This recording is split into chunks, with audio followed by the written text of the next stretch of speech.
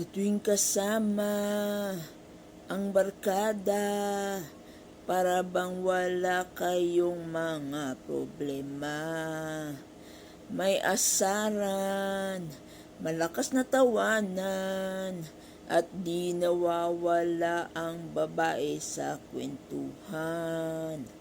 Kay bilis ng panahon, ibang-iba na ang mga buhay natin ngayon.